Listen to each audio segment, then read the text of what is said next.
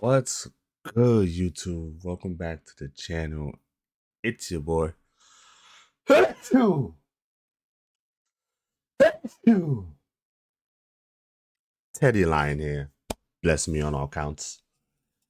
Uh, R&B Money Podcast finally dropped. Y'all probably seen it. The the TikToks, the reels, the clips, whatever that they were dropping. Chris Brown episode 100. Only right. This is a minute and 30. I ain't gonna lie. If you watching this, grab some popcorn, grab some snacks. It's gonna be a long video. Make sure you like, comment, subscribe. While you're doing that, let's get into the video. R&B money. We up. Tank. Jay Valentine. We are the authorities on all things R&B.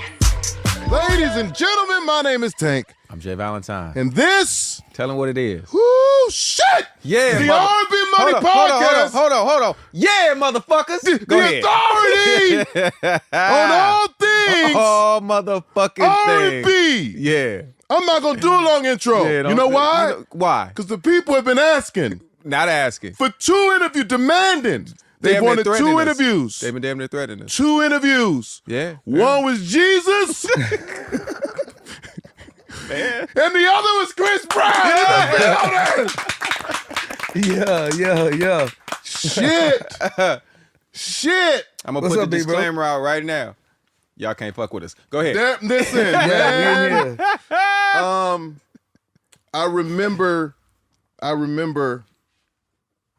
I remember walking into the studio on your second album, and you saying, "Big bro, I got something I want you to get on." I'm like, "Oh, okay, cool. Come up there. Probably gonna help you write, help you really put the shit together. Yeah. You know what I'm saying? Because that's what I do. I help you put your shit together. You know what I'm Yeah. saying? I'm a high level, I'm a high level producer, writer, and singer. You probably need me. I'm on the way." And I get in there, and you play this song called "Take My Time." Yeah.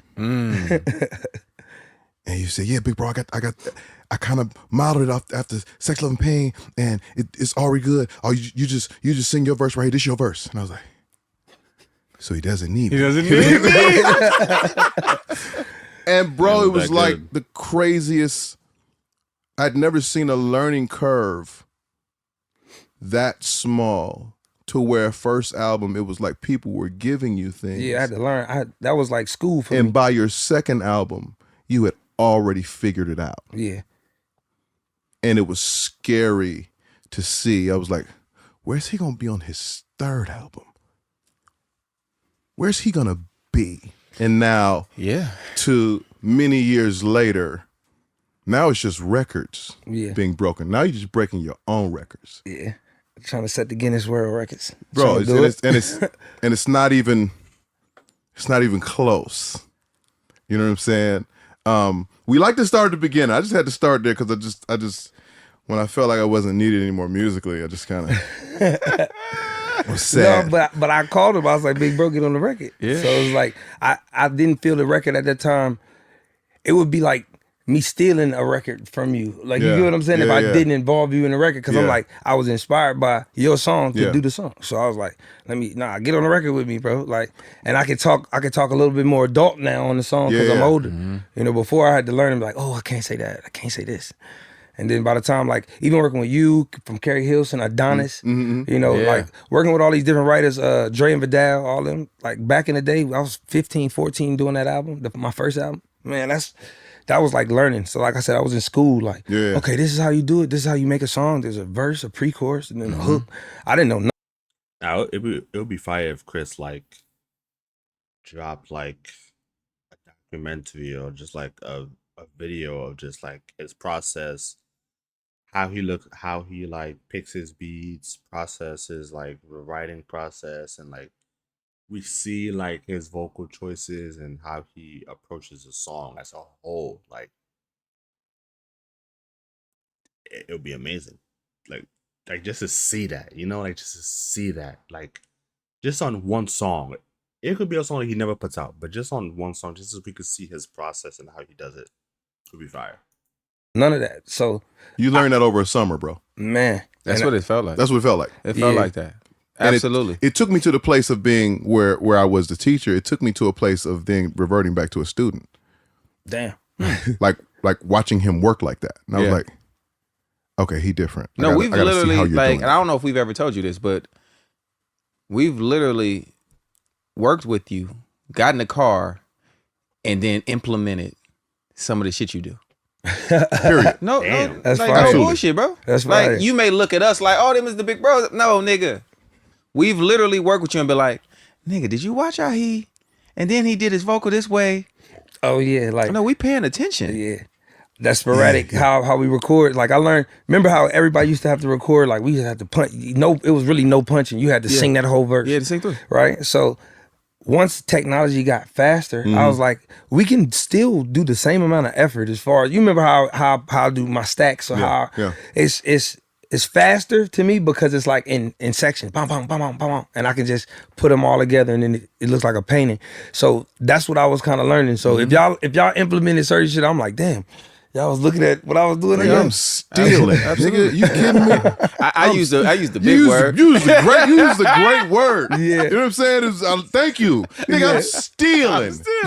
Nigga, I'm at the house like, Jesus Christ. Yeah, how we get that? How do we get that? Yeah. I ain't gonna do the dance move to go with it, slow it down a little bit. Like, I ain't make it do that. He's here now. Chris is here. So Chris Brown, that's nigga Brown. Just so you know. Yeah. That's nigga Brown over Yeah. there. And he always mentions you when he mentions his dance moves for some odd reason. Because you have to understand, I'm the older version of Chris Brown. Since Genuine won't do the dances, you know what I'm saying? I tell the nigga, first of all, come on, do the fucking pony dance. He won't do the fucking pony dance. Yeah. So it upsets me. Okay, now, doing it right now. He I don't won't think- I do don't think it. I'm gonna So do now it. I got to pick up the mantle. I got to go back to my freaky days. You know what I'm saying? Video. I'm doing somersaults. You know what I'm saying? I'm blowing up fucking buildings. You know what I'm Yeah. saying? Like, I got to go back to those days Yeah. just to show people I'm really that. Yeah. So what he telling you is he was you before you. Yeah. I'm not saying that. What I'm saying is, don't think I ain't got feet. We all got feet. I got feet. They Nigga. don't all work the same though. Brown. Let's It go. might be two left feet, but it's No, feet, no. nigga. It's the left and the. Let's go to the Go to the beginning beginning. of when did somebody identify that you had something special, or when did you? I mean, as you know, like I think I was like probably about 9 when I was like, okay, I actually can sing. I was in the choir, and I was like, cool. They gave me the leads, and I was like, I'm seeing people like, yeah, baby, when I'm singing in church. Yeah, and I'm like, Yeah. oh, I really sound good to these people? Because, you know, your family members is always going, hey, man, shut up. You don't sound like. So I really took it serious like 9 or 10. And then my mom we were in Tappahannock, and I was like, look, I met these people. We just got to drive like an hour and a half away. Like, Wait, you met the people? yeah, I met them. I met the people through like one guy. I met him through like 3 different people. So I maintained a close relationship with a guy that was around my age, and we always did music. But he would always dance. So he'll take me to like the radio shows. Like, look, let's go up to the radio station while they doing like they new artist stuff. Let's see if we can slide in there and we just play our stuff and we just dance. So I hung with him, and then he got noticed by like Troy Taylor's people and a group of different like guys that they knew around the Virginia area. So from there we started working, and then I met the people I met in New York. He's doing all of this at 10, 11? Bro, when I was 10, 11, he's older than me. So when I was 10, 11, wow. New York. And so now that was like all in like a 3 to 4 year process.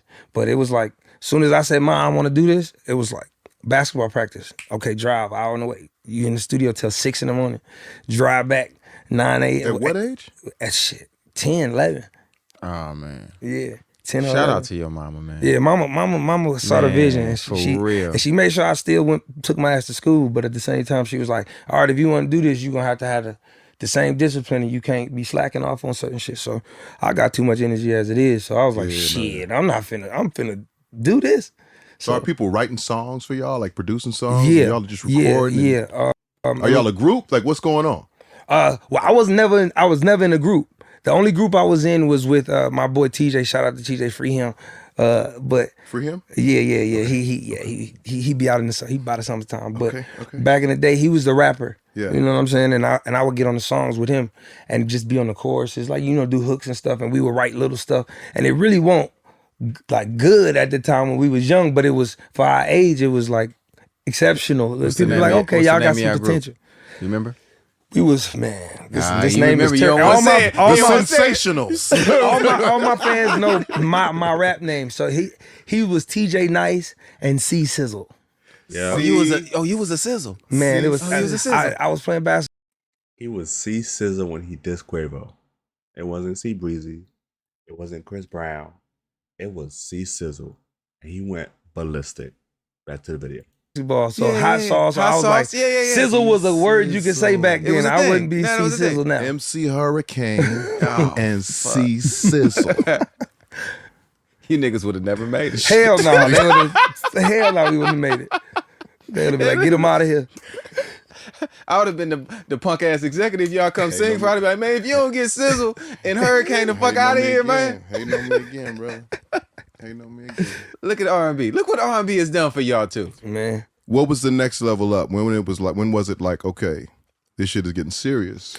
Or we found a record, or we found a moment where So when I now started, pros are starting to. so I had my first, I think it got serious to me when I booked and this had nothing to do with music at the time, but because we showcased our musical talent, we booked the job. It was for a G Unit campaign. Oh shit. Right?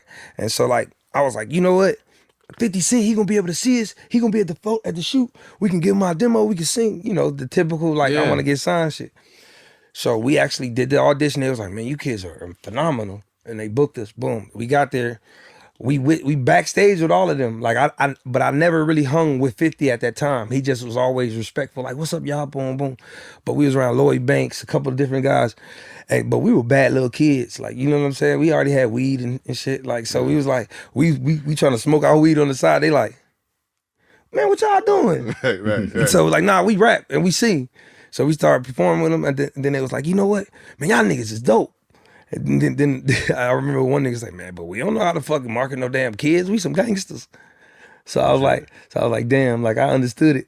But it was just like, okay, this shit about to be real for us, because other artists actually looking and not saying the typical, oh, that's cool. You know what I'm saying? Yeah, So like real artists who actually do the shit. and the people we was looking up, they was the hottest group at the time. Hottest group in the world. You know what I'm saying? So like for us, that was like seeing gods. Like, okay, cool. We get to see all our idols in one, and they like our stuff. And then from there, our demo tape started going out. Like but I was only, how I got discovered, I had a solo song that I did. It's called Whose Girl Is That? You can go look at it on YouTube. I think I was 12 or 13 when I shot it. So this You was, shot a video to it too? yeah. So shit. Okay. But it was like back then, that it was like the bootleg videos. You know how BT. What year is this? Man, this gotta be 2000, what, 3? 2002? So it might have been on DVD. I thought it might have been on VHS. No, we had it on the DVD. It was on DVD. Okay. Yeah. If it was VHS, I would have been like, oh, you would have heard the popping before the video start. Yeah. But when we did the video, like it wasn't really expensive, but because it was. I ain't gonna lie, still to this day, Whose Girl Is That is fire. If you're a real Chris fan, you still love Whose Girl Is That? Real talk. Independent, we was like, okay, cool, we're gonna shoot it like this. And the demo tape, actually, the video didn't even go out because we didn't have no platform to put it on. We would just ship it or shop it with our demos. So the demo, I was number 7 out of a song of maybe like 28, but with 7 or 8 different artists. It was like a damn mixtape. Mixtape. Yeah. So, but basically they were shopping it out to other labels to see. And I remember Tina Davis. To this day, shout out to Tina Davis. She listened to the songs like, who's this kid? And then I want to meet this kid. And that's when I went to Def Jam and she had the meeting with us. And then from there, they wanted to sign us. And then, a merger happened. She left and I was like, hold on, but Tina, you listened to me first. So could you want to manage me? I don't got no manager. Like, she's like, cool, but you want to stay here or I can get you some other deals. I said, you can get me. So when So does the company get the deal and you're part of that deal? So what it was the company did a deal with me when I ended up signing with Jive at the time. Mm-hmm.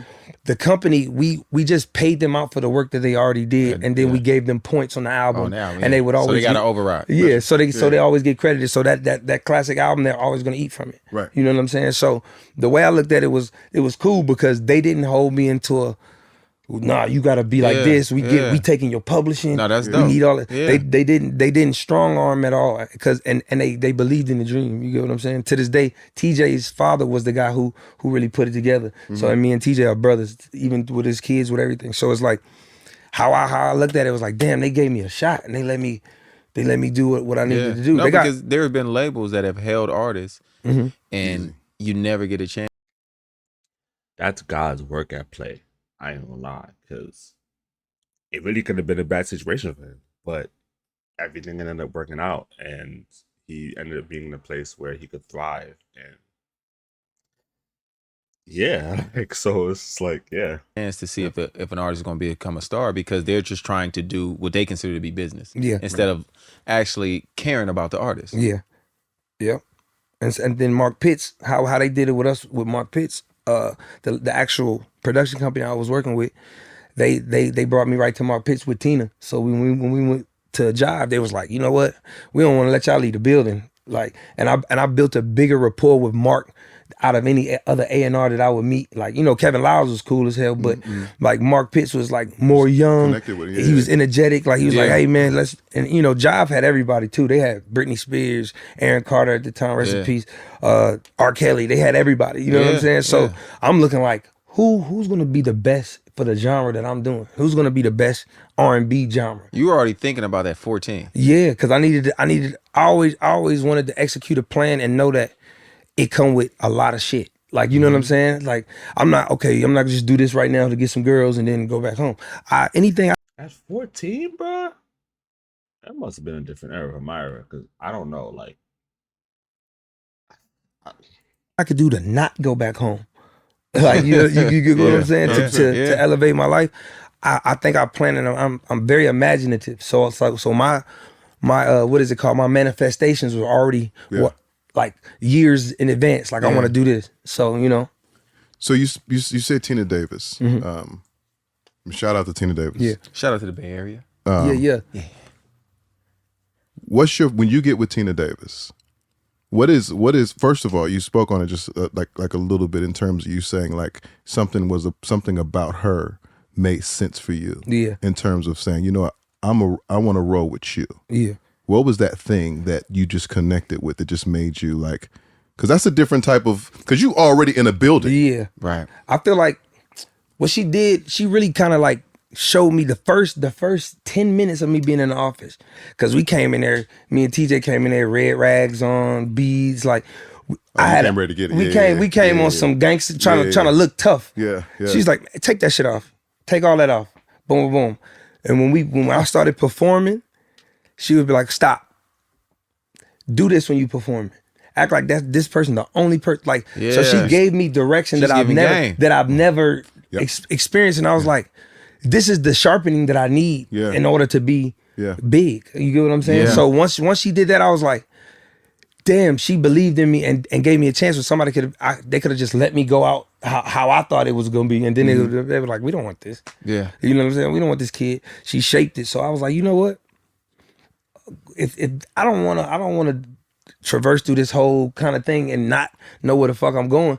That right there, I want to see if she wants to manage me or be a part of it, because she kind of like opened a spark up in my creative brain or seeing what I really needed to be. And I think the reason I was asking you that is because as like just as new artists emerge, I think, you know, we see new artists with definitely a great level of confidence, but I want artists to make sure they're putting themselves in a position with people that challenge them. Yeah.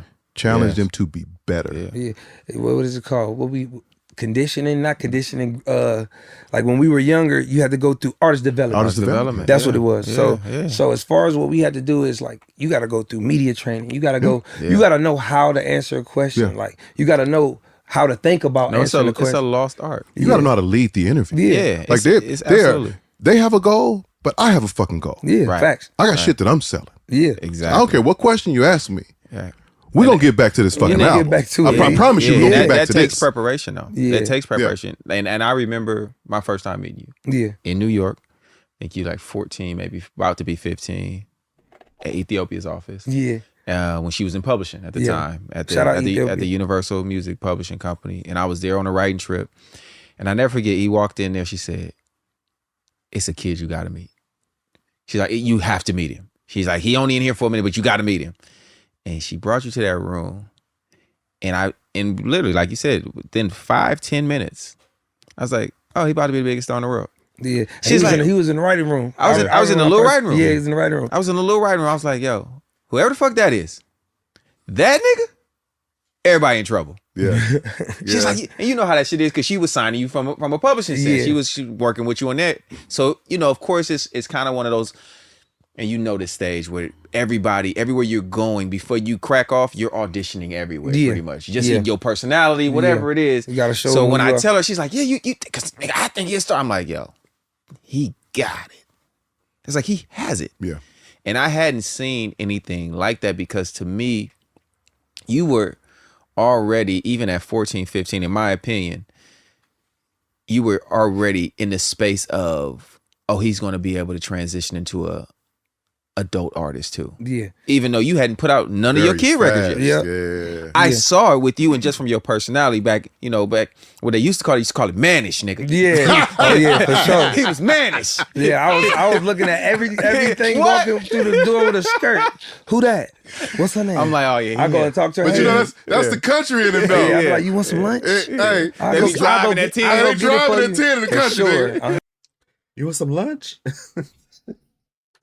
hey, that's Chris though. That's like still to this day, like yeah. Like, well, not to now he can just look and he got it. So like, yeah. 100%. It starts early in the country. Man. nigga. Yeah, you grow up fast as fuck.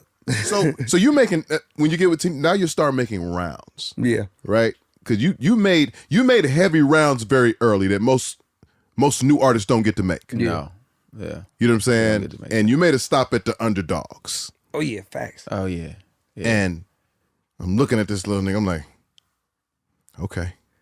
I was I in said- there. I was nervous too though. I ain't gonna lie. Going in there with y'all, because you got to think, I'm still learning singing. Like it's still, I had a natural talent, but like to be in there and hear y'all running scales, all that. Yeah. I'm in there sweating, but I'm not gonna let But you y'all wasn't niggas scared. see No, it. you wasn't Yeah. scared. Yeah, though. I You won't gonna let y'all niggas see Yeah, that. no, I'm like, you was going back with us though. You was Yeah. like, all right, nigga, A darebevil. Hey, Nick's Yeah, a yeah, daredevil. yeah, he's a And I asked the daredevil. nigga, I look at him, I'm like, can you dance? He said, yeah, nigga. I was like, you can't dance. And then you popped in, I think it was a DVD or tape or something. Yeah. And I said, I showed you the whole. I think said- that's when we did the little school runs, and I was showing you like the I performances. said, yeah. oh, you can dance. dance. Yeah. Yeah. So I'm just trying to find a win. I'm like, can you hoop, nigga? Yeah, nigga, I can hoop. Yeah. Let's go. It's funny because like when he said you can dance, because it's like you got singers and it's like people in R&B and it's like, yeah, they could like they could move, like, but it's like, can they dance though? Like, can you really, like, if you wasn't a singer and you just had to dance, can you really dance? Like, and no, they couldn't. Like,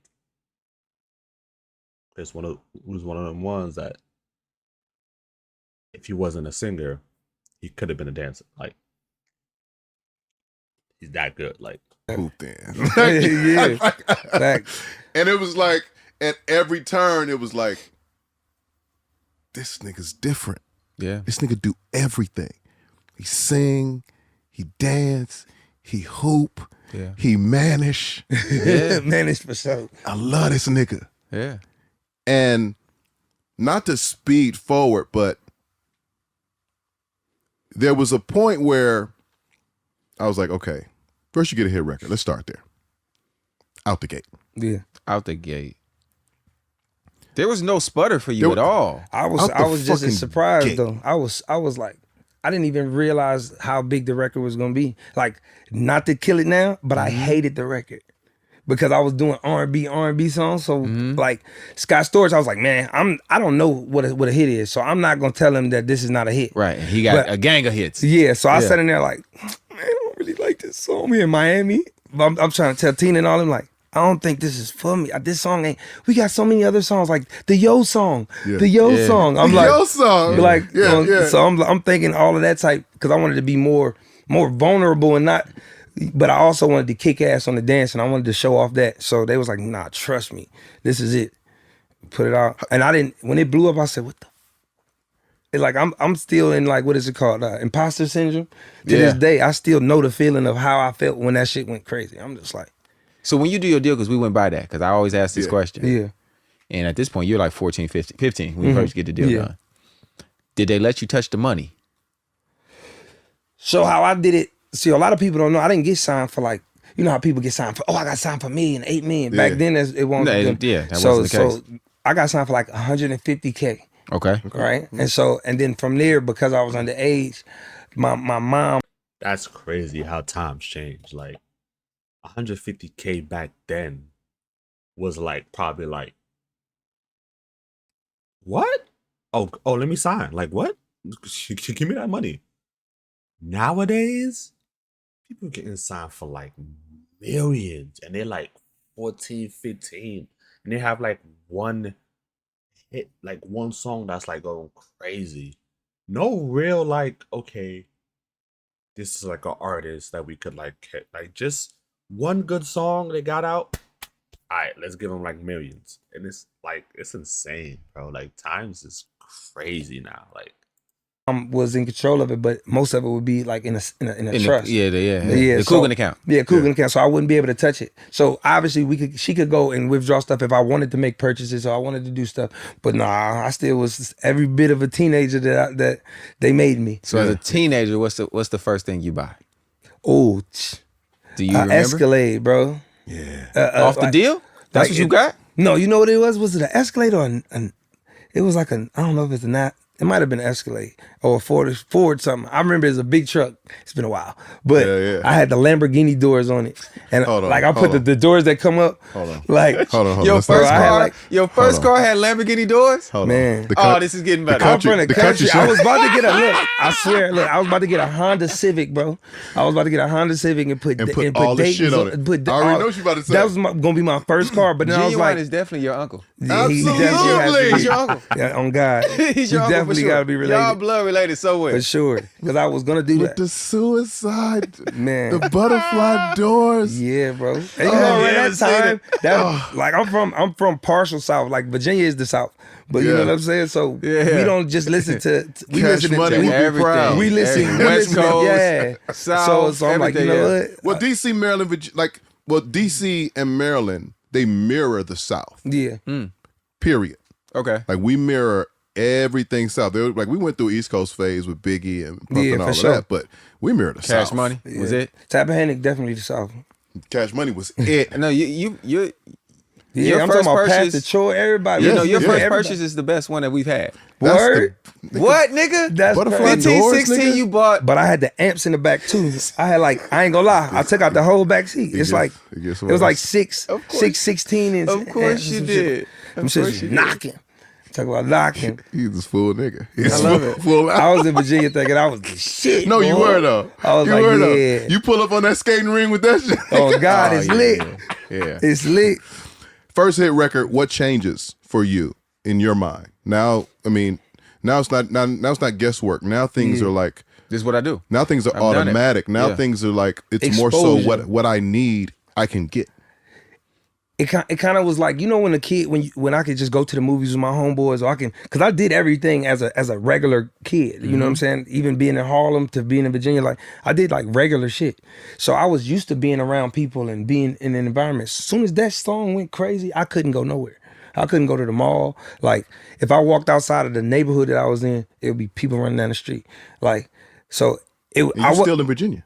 No, well, in Virginia, took me out of Virginia. Okay. Soon as I shopped the deal, like I think my record came on. I was in 10th grade when my song came out, or when I got my record deal. So, and I didn't leave school until after my song had already hit the radio. So they's like, we gotta pull him. We gotta get him out of there. So then from there, I went from Virginia to Jersey.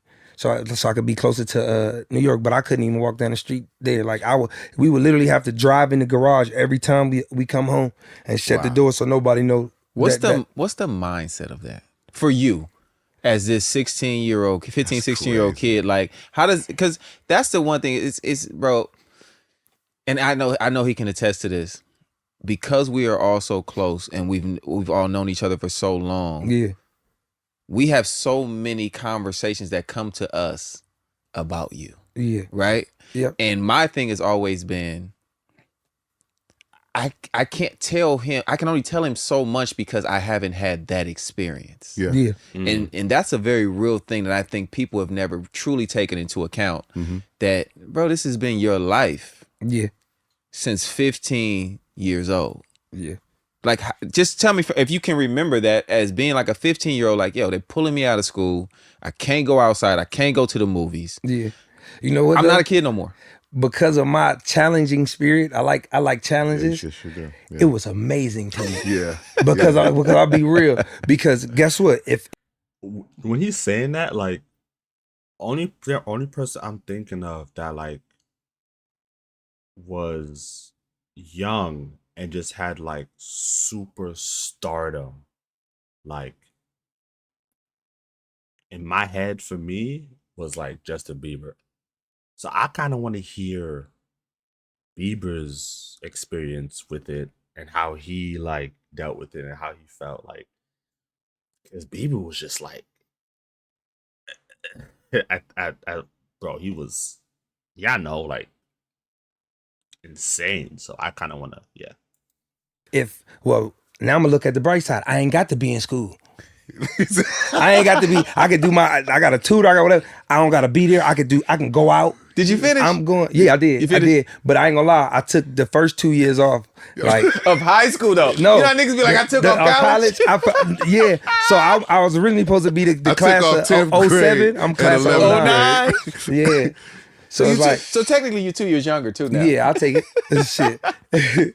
But yeah, man, it was damn. So for you adjusted to it. Yeah, It wasn't and like, it would be fun. I would still do regular shit. I would just make sure I have my niggas around, like my homeboys. Some of them be in school. I go to their school. Some Yeah. of my cousins just on pull a up on Friday. them. Yeah. Hey, y'all come outside. Pulling up. They outside. The girls outside the window screaming. They I would have and then pulled up too. Oh, that's crazy, Then yeah. after that, they come back to school on Monday. They the man in school. You know Oh, what I'm for saying? sure. So I used to go to the mall. Shit, sure. Bow did this shit too. Like shout out to Bow. But we used to go to the mall, and I did it by myself just to see what it was. I used to go to the mall and just go to one store that always popping in Virginia and be like, hey, and then take off running. And wait, you would run before it even gets Boom. started. I'm Take telling off. you, this is Genuine's Look. nephew. I'm telling you, we did this all the same time. thing. I just man, We and they did this. and it worked. I'm talking about they would chase you. You was Yeah. running out of men's land? Man, I was running out We was everywhere. running out of Oak Tree. We was running out of Oak Tree. Shit was crazy. I was at I think Virginia Center Commons. That's what it was. The little joint we used to go to. Yeah. And then I used to go with what was it? Not up against the wall. It was another DTLR. DTLR. Yeah, so I used to- DTLR. Man, I'd be right there. Yeah, they had the shit in there. Man, what? All the girls be in there. So and then I go in there and start, or my homeboys would come with me, and then I sing, just so they'll notice who I am. Like Yeah. just on some young shit. Then they'll be like, "Hold on." That is him. That's some R&B shit, Yeah, nigga. no, that's very That's some running. R&B shit, nigga. Yeah. It ain't, a nigga can't just bust out rapping. Nah, Nah, it it's ain't different. the Yeah, same. yeah, Back then, they yeah, wouldn't it's fuck the with It that. ain't the It ain't the same. same. It ain't the same. Ooh, yeah. Yeah. You gonna look around and see Look who heard around. it? Ooh, yeah. Facts. It worked. Absolutely work. It Hey. worked. Okay, here's what I want from you, right?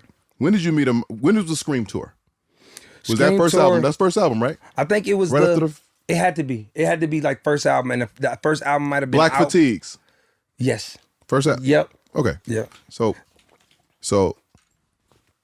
I used to watch you and Amarian battle, Yeah. and I used to watch Oh Get You. Yeah. You for would be sure. you would be like fuck. Oh, like God. you would be angry, Man. nigga. You be like No, I ain't gonna lie. At the time, back then, Omarion had it.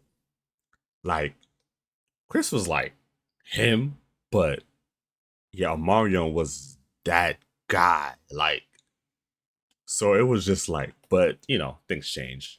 Chris kept being Himothy. So yeah, but like back then, boy, if y'all was at a certain age back then, y'all remember? Yo, Marion? Bruh. Just fuck. Man, That shit was cold, nigga. All right, I'll be back. Like, but I always say this to this day. At that time, his discipline and what he learned and how he could think, niggas was not fucking with that boy. You hear me? he was a monster. I don't know about now, because I get off now. We can ring it there. But I'm just saying, I'm just letting you know. We can ring it there. At that time, that boy was a monster. He was a monster. Yeah. But I want to go to the Scream tour. I was using that to set up the Scream tour, and my cousin and my people wanted to go to the tour, so we came to see you. We came backstage and everything, and I'm watching you on stage, and I hadn't seen you perform since the album was out. Yeah. Since everything was going crazy, I hadn't seen you perform yet, and O had the records, and he was, of course, he was headlining, he was doing his thing. Crazy. But I watched you come out in those black fatigues, and I watched. I can't do the moves the way you do. I watched you like you was the crump and you were like, pause. Your arms was out this wide. It was the whole fucking stage was in between y'all, and I'm looking. I'm like, he's getting ready to pass the guy. He's getting ready to pass him. Because I didn't see a kid on stage. I saw a grown-ass man on stage at the Scream tour. Yeah. I was like, he's getting ready. And I'm looking at my little cousin. And she's like, oh, my God. Like I'm like, you all right? We go to church on Sunday. We have the Lord is, Today's Friday. But today is Friday. Listen, and we go backstage to take her to meet him, and she sees this nigga Chris in the flesh, and she goes, I said, you are little. Sit your ass down. You are little. That night I saw you there was for me the beginning of the separation of you going to another place, because I felt like you were angrier, you were more aggressive, and you had something in your mind that you were aiming for. You know what it was though? Even being on that tour, like what I learned, and I learned from Bow a lot. Yeah. He's like one of the greatest showmen as far as perform his ass off. He's cold. Nigga cold. Cold. Yeah. So the lack of discipline that I had a great amount of training, meaning like, okay, Todd Sam's, everybody, they gonna get us right with the moves, we're gonna have fun. And I was able to be also creative too. They didn't just say, we're gonna do this. They let me come up with some things. But the thing that I felt that I lacked was the experience, one, and just the discipline that everybody else had. It was B2K, Bow. It was so many other artists. These are all polished artists. Yeah. So when you would see their shows, you would see the glitz and the glamour. Like me, I had a DJ booth, just a little DJ booth that I would slide from under with the dancers, with the little smoke, and then I had a graffiti background. Mm-hmm. You know what I'm saying? And they maybe gave me like 12 minutes. Mm-hmm. I probably had like not even that. It might have been 8 minutes. So I had to figure it out. But get it off. Yeah. Seeing these other performers, it kind of like grew my hunger for what I needed to be doing in order to be the person headlining, in order to be the person that I think I can be. You know what I'm saying? So a lot of those guys, and seeing their performance, seeing their quality and how long they're dancing, and then they're just getting off and all the screams, like it was really the Scream tour. Like you go in there, it's no other experience that I can tell you at that time was like. Forget all the festivals and stuff that they got going on right now. Back then, your ears were you would really go deaf in that. Shout out to Michael Malden. Yeah. I saw him during the Grammy week. I'd never met him before. Yeah. Mm-hmm. And I just told him, I'm like, listen, man, what you did, obviously what you've done in the business period, but that Scream tour, Jesus, with giving that type of spotlight to young artists and putting them on that type of platform. Yeah. I don't know anyone that's done that. I don't think it can be done right now. As far as like with young artists, I think that's something you can't even recreate. Like I was just happy to be a part of it. Like I was like, that's a legendary thing. It's tough to recreate with these phones, man. Yeah, that's the other part. Yeah, because like that stage was like still in that moment. It still was a place where you still felt like this is the only place I'm gonna get to see this. Yeah, I'm only gonna see this type of shit here. Like it was. Yeah. That's why I feel like artists back in the day, if they were big, like an artist being big back then was bigger than an artist being big nowadays. You know what I mean? Like you could look at people like Michael Jackson. Like, of course, he was insane musically, and it was like phenomenal. But if he was out now, people can literally videotape, like record his show and just post it online. And now you don't have to be at a concert. You're seeing crystal clear HD performance of his concert.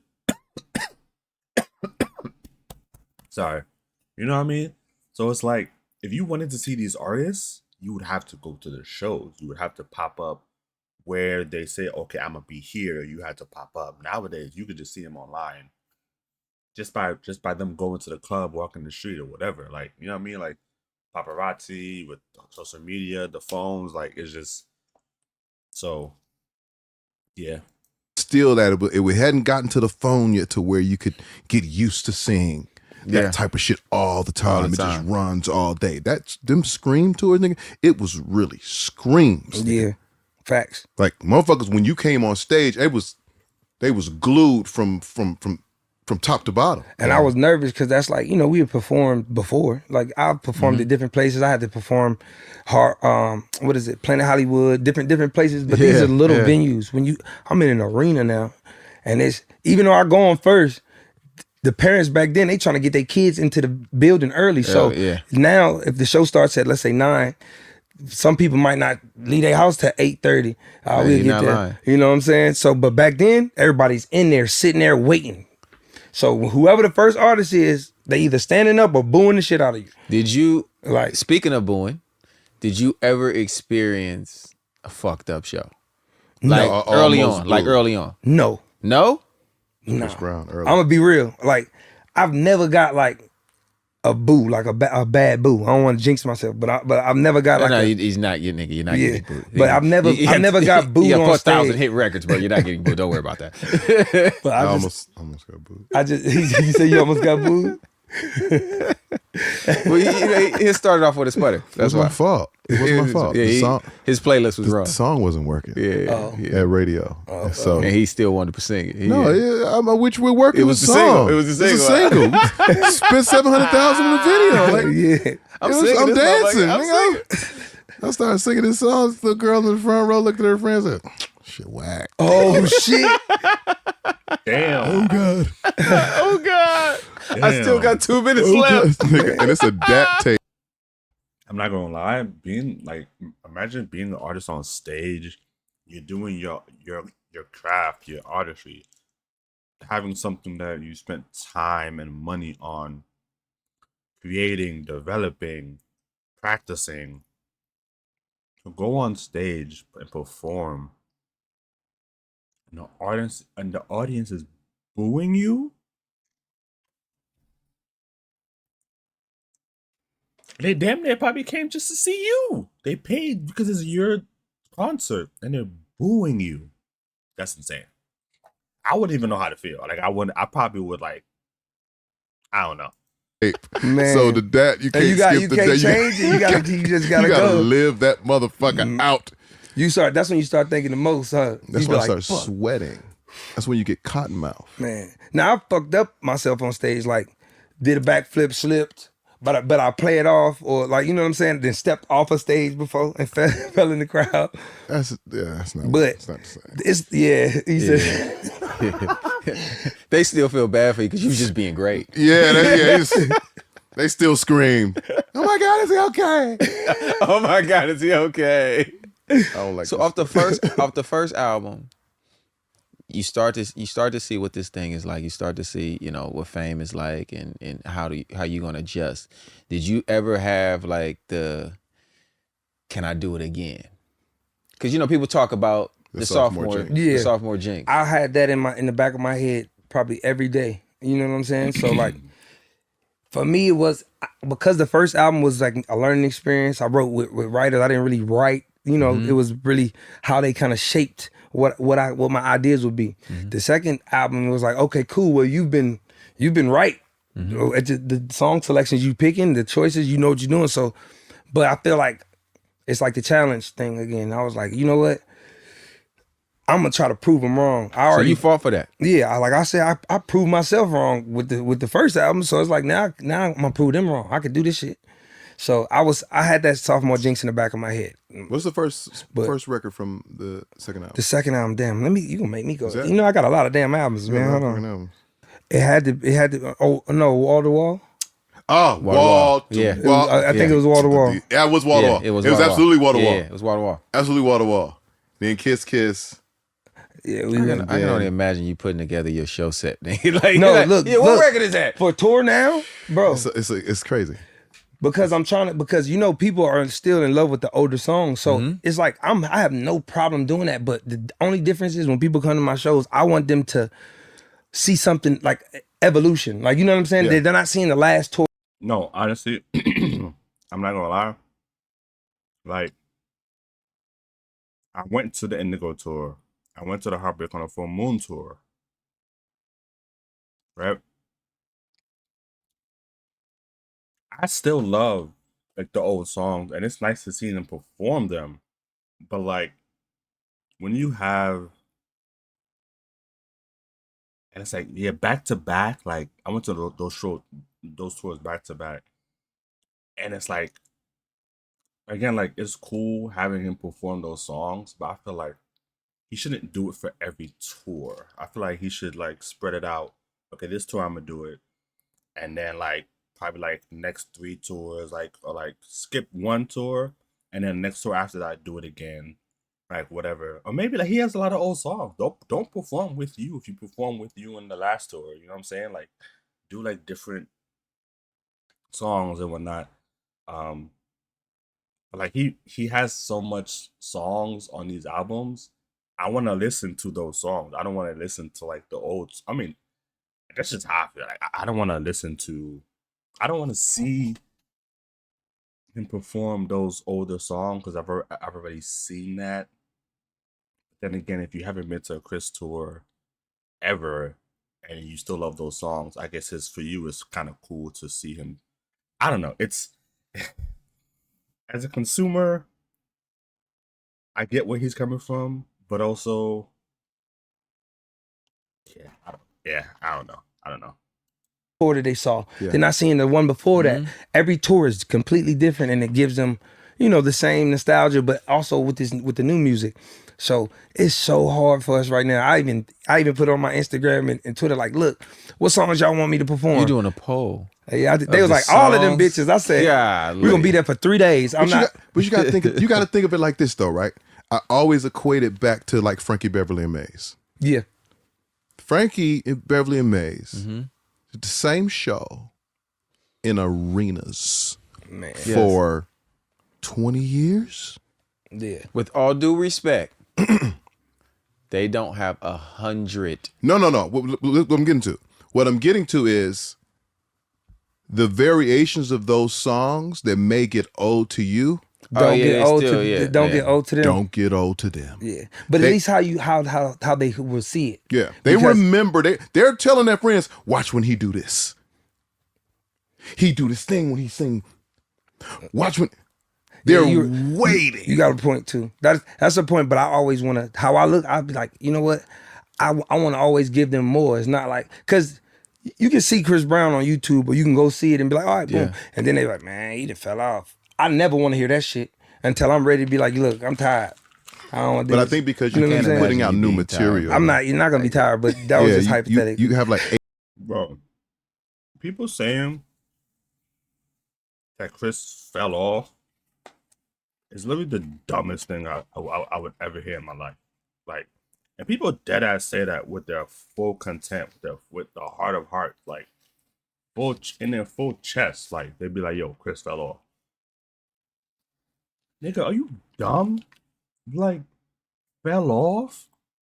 Like ain't no other R&B artist doing it like him. Like ain't no matter of fact, freak R&B. Music in general. Over the years, who has been consistently making hits since they were 15 and still to this day charting on the charts? Platinum, damn near almost every one of his albums. Platinum. Multi times platinum. Like, what do you felt? Okay. Cause they'd be like, oh, Chris fell off. Nah, let's like I want someone to tell that to me one day, and I would love to just pull up the stats because everybody loves the stats. Let me stop chatting. 8,000 songs in the vault. What's the longest show you've done? Shit, the last one we just did, we just came from Overseas? tours overseas. You came to it like 2 hours and 15 minutes. Hold on, let's 2 hours, nigga. hold on. That's Oh, let's go there. that's a fucking Let's go there. movie. That's No, let's the go. Godfather. Let's go overseas. Shit. I was like, babe, we're going overseas to Chris Brown. What the fuck are you talking about? We're going to Paris. Yeah. Pack your shit. We're going to see Chris Brown. I done told you now. Don't make me tell you again. That nigga try to act like he have enough room in his bag to bring me back a hoodie or nothing. No, Oh, yeah, he ain't get you no merch, because he no don't nothing. like to travel like that. First of all, you should have came. Okay? He did Get your own that's what goddamn he was merch. on. Yeah. Okay? Get your own goddamn merch. Well, merch here now. Merch here now. The merch here. We're in Paris and we pull up to the venue. I'm hitting Anna. Aunt, we're here. He's like, all right, come to the back. And as we're at the venue, it's quiet outside of the venue. Super quiet. The show starts in like maybe like an hour. Mm-hmm. It's quiet. There's Okay. no traffic. There's nothing. And I'm like, this is weird. This is Chris Brown show. This It's supposed to be cracking You, outside. you This think is- it's supposed to be? it's supposed to be off the chain outside. Motherfuckers supposed to be bootlegging shit, all sorts of shit, right? Yeah. We walk into that building. It's 20,000 people already in their In their seat. fucking seats. An hour before the show. Probably 2 hours before. Yeah. They are in their seats they like was there. this. No, I ain't gonna lie. Going to a Chris, even in New York, I don't know how it is everywhere else, but going to a Chris concert. Matter of fact, I just seen a TikTok where like a person recorded like, and it's no shade to Nicki, but a person recorded them at a Nicki concert, and they was like, bro, the show starts in probably like 30 minutes, and the whole like floor was like empty. It's like those seats are gonna be filled. Like the show's sold out. Like it's Nicki Minaj, but it's like people wait to come to the show because they know Nicki's gonna be on at like this specific time, whatever. Chris, those seats are filled. The show starts at what time? 9? People are there at 8. Like getting their food, potentially getting their drinks in their seats, having a good time. Like I'm seeing this in New York. I don't know if it's like that everywhere, but for me in New York, that's how it was. You gotta come early. You don't want to miss. Even the pre-performances before Chris comes on, people are there. Even if they don't like the artist, they're there. The seats are filled. Like Ready. We're waiting until Chris Brown is coming out soon. So we're just waiting until Chris Brown is going to be so good. And you know, we're so used to seeing shows, you know, in the States and how people react in the States. But I wanted to go to Paris because I wanted to see people with a different mindset. I wanted to see people completely free of what the state stigma The is cool on shit. how people You gotta be cool. how when you people somewhere. supposed to act. Yeah. How the Yeah. dudes is like, man, I fuck with the nigga. He cool. Yeah, you know what I'm Yeah. saying? I rock with. It wasn't none of that. None of that. I'm watching grown men go ape shit Lose when these themselves in the songs, music. lose themselves in the music when these songs come on. I got a videotape of the entire arena jumping up and down. I'm like, Jesus Christ. I wish I was there. We had talked about it before you got the overseas tour, and I said, little bro, the world is getting ready to open up to you in such a way that I don't even think you even understand it. And you was like, bro, I hear you, but I'm not gonna believe it until I see it. Yeah, facts. I remember I told you that. Yeah. And we were sitting in your dressing room backstage. And I said, do you see this? I see it. And I watched you for 2 nights in a row. I don't know how the fuck you did it. For 2.5 hours, dance and sing nonstop. Because I haven't been over there in a minute too. So by me having a tour out there, I was like, damn, I haven't toured over there in 12 years. I ain't gonna lie. The way I was jealous, I'm like, Chris, why you showing out overseas? Like, it's people in the comments on TikTok like, damn, come back to the States, perform like this, like do your show like this in the States. Like, as he showed out when he was overseas, and I was just like, bro, really? Really? You can't. All right. Have your fun. That's cool. Cause now he's doing a tour in the States after now you better show out. I'm going. You better show out. 11 tour. Like, I ain't gonna lie. Years in certain places. 12 years. Like London, certain places. Yeah. It had been 12 years. So I'm like, damn.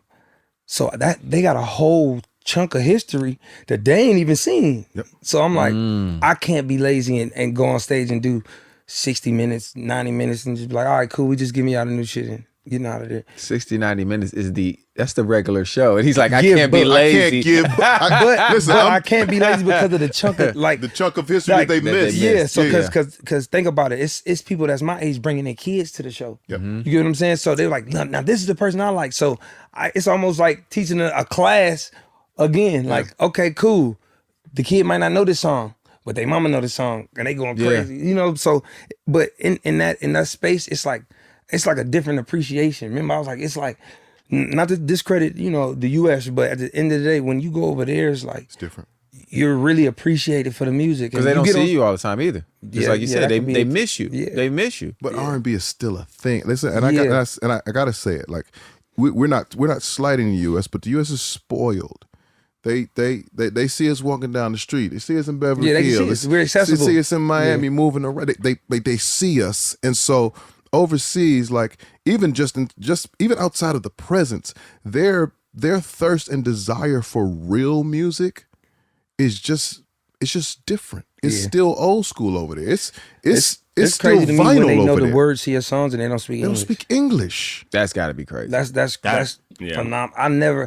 I could never understand that. It still makes me. I think I get more excited when I see that because I'm like, you know what? That type of energy, they don't know what the fuck I'm saying. They might now, but it's for them to like something that bad, and you know what I'm saying. That takes dedication, like But the States give me my love too because I can't lie. Fuck the media aspect. We talk about like we talk about when we them asses in them seats. You know what I'm saying? 100%. And they real fans. Like my fan base, I can say, you got Nicki's fan base, Beyonce's fan base. Team Breezy's a motherfucker. Yeah, but the fans, I feel like everybody damn near family. They always, I always a comment. I'll get on somebody's ass if they go crazy in the comments, but I always listen and kind of like let them dictate certain aspects of, okay, y'all want to hear this, y'all like this. Like I like to be engaged with them so they know that this shit ain't just like, oh, all right, shut up and listen, and then I'm gonna make y'all follow me this way. Yeah. You know what I'm saying? I feel like as a family and the people that support me, they're like, I love this person. It'd be people's mamas, kids younger, they'd be like, you know what, I love that boy. Like, so, and I can feel that energy. So when I get into an arena, the fans are the really ones that keep me here. Bro, you changed the meet and greet. Oh yeah, you got some flack behind that too, huh? Like, nigga, you literally changed the meet and greet. I want to say this, okay? All right. They got on his ass. His wife gonna let him do like I'm three not poses. doing. Okay. I might have to do something. Yeah, you got at least. I might have to do something. You know what I'm saying? But the Chris Brown meet and greet is out of control. You might It's need a bench press or It's something in there. disrespectful. That shit fun. Like I bet it is. It's fun because look, where else in the time, like everybody usually like you get your pictures back in the day. The artist like, Yeah. you know, like don't Same touch one, me. same, Get your- yeah. Like, and I'm not doing like 150 people a night. Like, you know what I'm saying? So Yeah. it might be a small, intimate group of people that actually spent that money that they might not even had to Yeah. come and meet me. So I'm not gonna make they moment.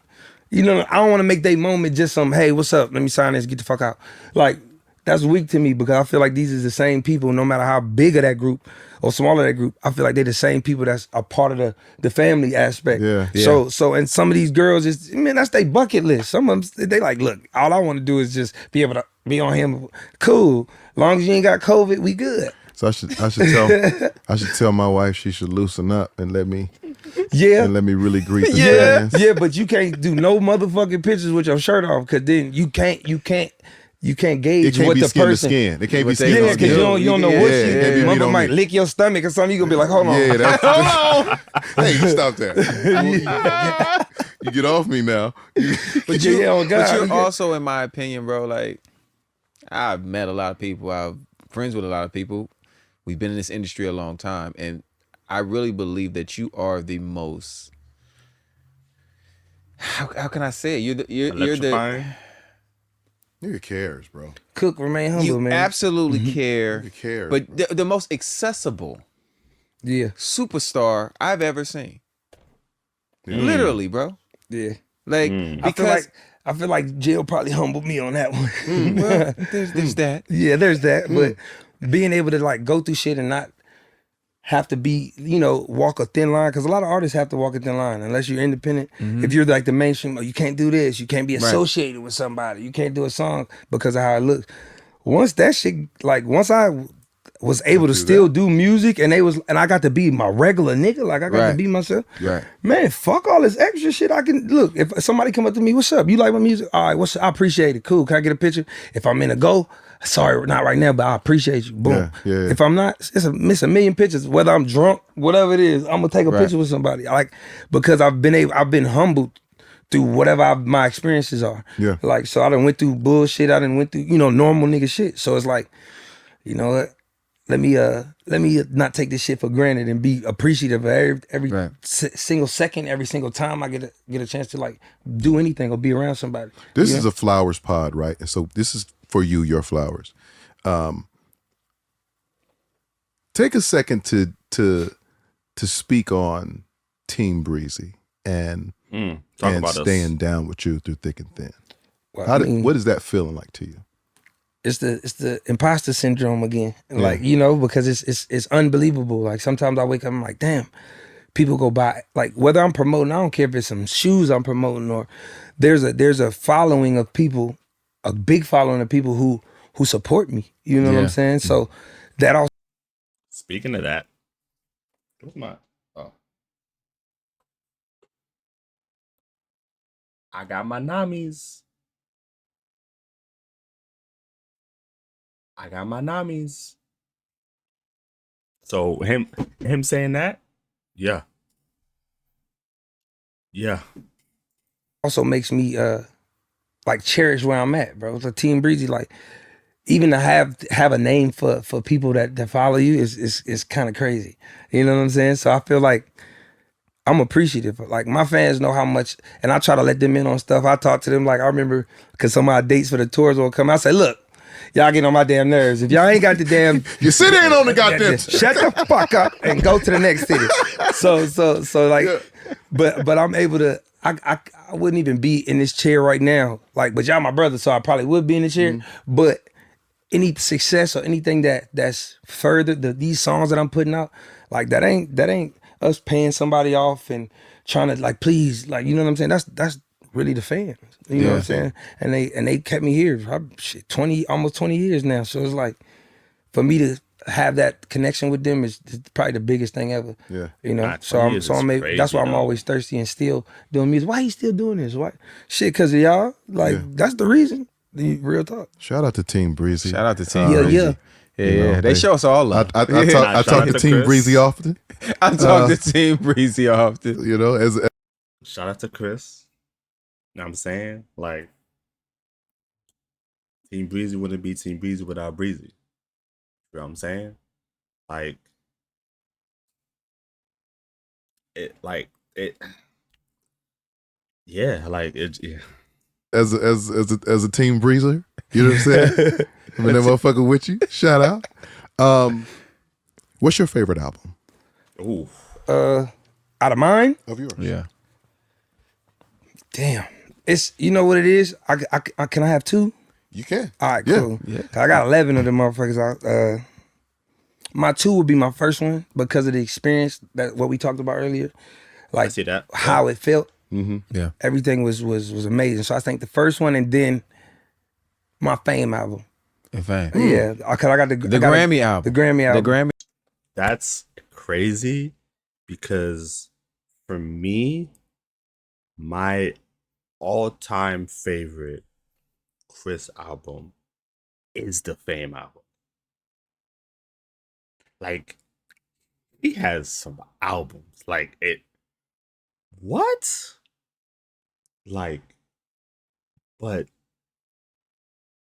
him going through what he went through, we don't gotta talk about that. But yeah. For him to come back and drop that album hits. Like, still to this day, I go back to the album and I'm like,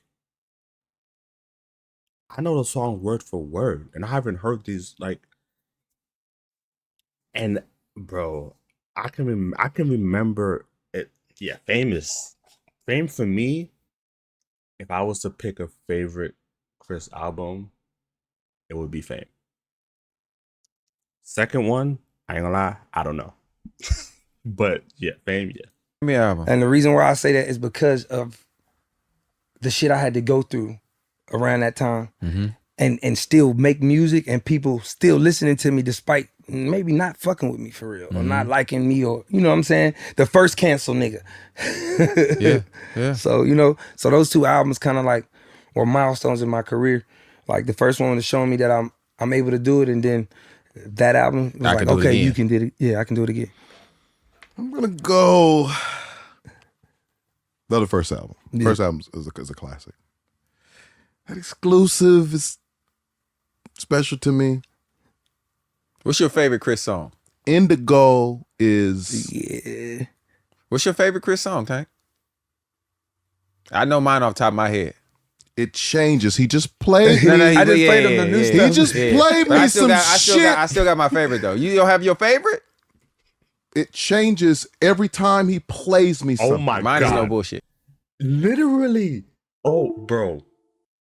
That's my lifestyle. That's me. Like, today, I could be like, oh, it's easy residuals. It's easy. Like, what? Yeah. Next week, I could go into I can go into my playlist and a random, not random, because a lot of Chris songs, but random Chris song pop up, and I'm like, oh my god, like this song's my favorite right now. Like, if you was to ask me, like, it would be that song, and then it always, literally always changes. I don't know what, like, it's never the same. It's never the same. I don't know if you're a true Chris fan. I don't even understand how you even have a favorite song. Album, cool. That's fine. Song, there's so many. How do you choose? Like, He just Oh, that's To this hard. day. Yeah. To this day. The nigga played it for me at Record Plant. The- And I said, nigga, the record put it out tomorrow. the record Yeah, the record that haunts me, like a record that when I hear it, it takes me to where I was, like it takes me back to Paris Yeah. and watching you on stage, is Indigo. Yeah. There's something about the feeling, it's something about the conversation. Shout out Eric in Bellinger Indigo. too. It's something about Indigo, bro, that is so special to me. I don't know what it is. It's the melodies, it's the production, it's the words. It's like, Yeah. and then go The with a vibe. special song. yeah. I'm like, it's special to me. Yeah. Super special. Thank you, man. And Heat. Mm. And the reason Heat just got so embedded was because everybody thinks I'm singing on it. Oh yeah, the background. Everybody thinks I'm singing on Heat. And I never said I wasn't singing on Heat. You know what I'm saying? But, I don't think he knows what songs he's on of yours or not. but since Chris is Every here, now and then that nigga be like, since- Jay, I think I'm singing backgrounds on I was Sensational. I was listening to Sensational the other day, and I was like, why does he sound like me on the end of this song? Why does his ad libs? I said, fuck, I did the ad libs. Okay, got it. Because Chris will be like, hey, nigga, get in the booth and just sing some of this shit. I'm like, Yeah, I be what? like, cause I just need his voice and backgrounds, and he knows where to put the pockets at, especially Yeah. with the Yeah. singing. So I'd be like, it'd have been what, damn near 8 to 9 songs. Okay, so now I gotta go back and listen to Sensational at the end. And that was Tank? Damn. Already. Yeah, on I different just go in the albums. booth and just sing And I'm back. like, just sing the background. I ad-libs. say, I'm gonna touch Sing some I'm gonna ad-libs, touch yeah. the He background. never remembers though. We be doing so much of it. Yeah. And for me, it's just like in your space, I just try to make myself available for whatever it is you need. You know what I'm Yeah, saying? facts. Whether it be music or conversation. Yeah. Another question I wanted to ask you is probably a deeper question. In now in your stages of being a father, Mhm. we have so many loves, right? And love changes in terms of what it means as we grow. What does love mean to you now? That's a deep question. What does love mean to me? Love is scary to me, but at the same time, like I'm full of it. You know what I'm saying? I'm full of love. Like, so I feel like my kids kind of like made me appreciate what that word meant. Like to love something outside of yourself, outside of anything that's like. Were they, that's a great segue. Are they making you more free to love, more open to love? Yes and no. Okay. They're making me more open to loving them. Like Gotcha. I'm just it's very I'm hyper pouring- focused. I'm pouring all my love into them. But you're also very protective. Yeah. 100%. Right. So But- it makes you, not let more people in. Yeah, Yeah, but at the same time, like it's making me learn patience and making me learn just life skills that I might have been too antsy for, too busy for. So I think love for me now is like it's expanding. It's like me you saying you have to have a favorite color, right? No, I really don't. I actually find beauty in all of the colors. So my favorite color is red. It's red. I'm telling you, brother. I'm telling you. It's red. my thought process on love isn't as controlled as I thought it should be. It should be like this. It should be like, no, like love is an abundance to me. So I feel like it's like, all right, cool. I could do this. Yeah. I let a little bit out. Yeah, I can smile a lot more. Yeah. No, bro, look. That's what you're for what you've been through and what you've accomplished. Yeah. You should smile more. Yeah. You know what I mean? You should continue to have a good time because this isn't given to everyone. Yeah. You know what I mean? It's especially your life and what but the thing that would make me angry when it came to you was that people didn't realize this was your life. Yeah. You know what I mean? Everybody had an opinion or has an opinion of how you should live your life. Preach, brother. And for me, as your brother, I've never had an opinion about how you should live your life. And you know, we've had many a talks Yes. in many a cities and many For long sure. nights. And I've never said you should do. No. You should do what you want to do and live how you want to live and experience the things you want to because it's what makes you who you are. Yeah. You know what I mean? brother. And you've been able to, like you said, the average motherfucker can't go sit down and go and be in a holding tank and go to jail. Yeah. That's your experience. Yeah. So whatever that put you there, you were able to man up, accept Learn from that. it. Yeah. Definitely Even though learn you from did lose me a championship in the NBA E League, Yeah. because we was undefeated, and then you had to go Yeah. do 2 months or 6 Yeah, months, whatever the hell you had to We go needed do. you, bro. Yeah, my bad. I was like, and then by the time I got out, I was not about to play no basketball. And the season was over, Nigga, nigga. I came out there motherfucker looking like Sinbad. No, remember we came to Yeah. see you, and you was like, "Nigga, this be gone in 2 weeks." You had to have a fro. Yeah, it was. And the stomach, you Oh. said, it's going to be gone. He said, it's going to be gone in 2 weeks. 2 weeks. And in 2 weeks, the guy says, okay, he's back. Yeah, I was, because they caught me in them pictures. I think we went to like, Man went to jail, came out fat. Which I thought jail food was bad. How you come out? I mean, I guess they have snacks and stuff like that. So, but it's like, damn, like he came out. That's the biggest I've ever seen Chris. Like, he came out. He wasn't fat. He was just thicker. He was like, he went from being like slim, skinny, to now like damn near almost like a husky like build. Like, then I went to South of France or something. Bro, they took the pictures and I just seen that jelly roll. I said, Not what? me. Hell no. And then not from me. there, just dancing. I was even big on when I got out of jail for the for the BT Awards. When I had the when we came, I did Loyal, and I had the this was when everybody was wearing the Pharrell hats. Yeah, like you know the Smokey the Bear hat. Yeah. Hysterical. But I remember having this outfit. I had to put the outfit on, and it was like too small. The pants wouldn't fit. Like I'm like a 34 or 36.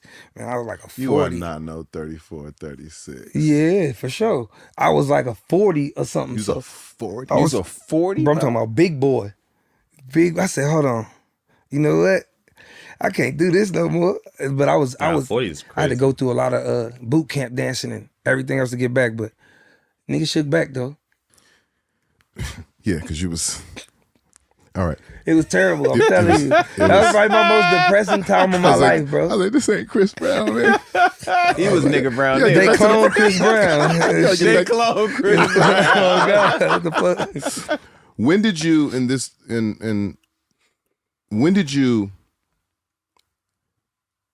when did you really get into the business of like start owning the business of all of that? Because that's what people really don't know about you. I think It's Yeah, how nigga, you sell me a it's Burger how King you next time. own the Man, business yeah. of all of this. I did that first, and I would be like, I was 17 when I started trying to invest in certain things, just because I knew, like, you know, unless you torn, unless you like, you don't know how long you're gonna be successful, and it's not like every artist can make it look like they getting money. If you're not a touring act, if you're not doing stuff, you're not gonna. You need an exit strategy. So I would have like you know the business people around me at the time. Can't say they were good at the time, but you know my investments were like into Burger Kings and stuff like that, just so I could have a portfolio of and you know constant income. You know, so that was my first step. But when I really started getting into like the music side, like the executive side, it was like I was 25, and what happened was. Loyal and all these other records had already been blowing up. So and I was almost out of my contract. So I was able to negotiate. I was like, well, cool. Well, now that I have leverage as an actual not an artist, I don't want to be an artist. I want to be 50-50 profit share with you guys. I want to have the same deal Birdman got with Universal. Yeah, I like you know I ask around trying to figure it out so I don't have to be getting you know cents on the dollar. Right. Like, you know and what I'm just saying? living off of advances. You get what I'm saying? So from there, that was my first step. Boom. And then I think they were like, oh, and then they kind of like, you know what, fuck it, we'll do it. And I'm like, shit. Then I'm like the youngest nigga with this deal right here. I don't think nobody know, you know. So that was my first step. Then after that was me trying to own my masters.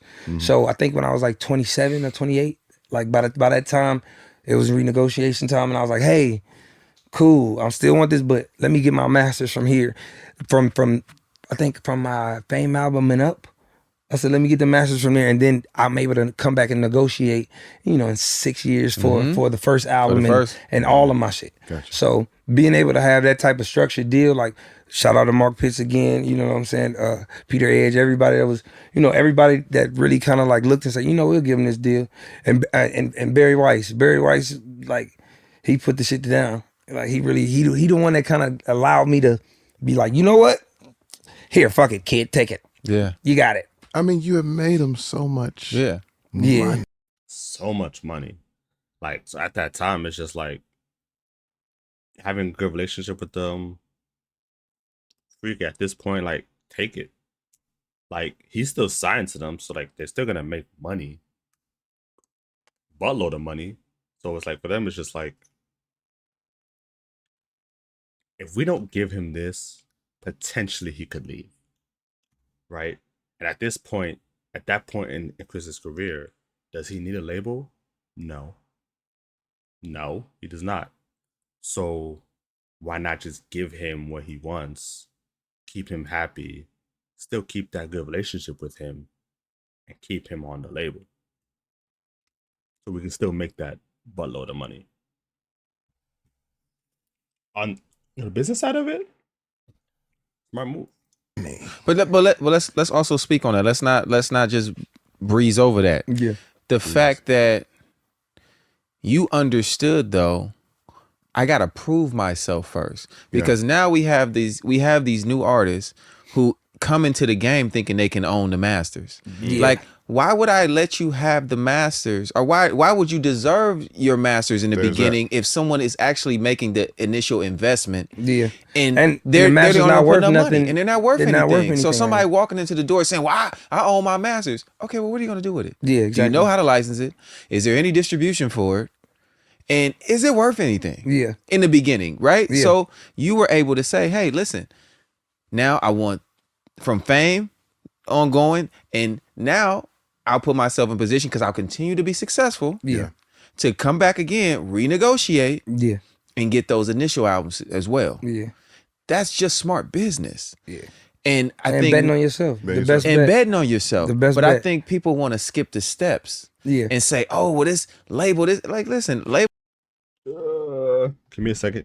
going to be what they are. Labor's gonna, yeah, they're They're definitely gonna be banks, Yeah. and that's what they do. But they also have infrastructure to put you in a place that's unimaginable. Change Yeah. life. Yeah, absolutely.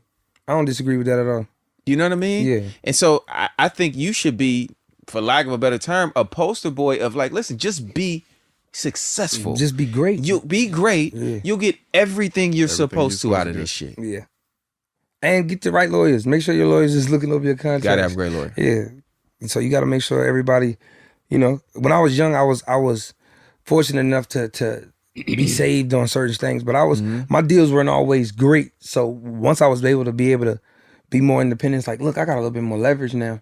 And they didn't, you know, they made all this money and all that. So I'm more like, you know, I'm able to now see real money or see something from what I've created. Cause I know I created it. So now, Yeah. you know, I can go and do this now. I can Yeah. create some more. Wait till y'all see what I'm about to create. So now I get to own all of that.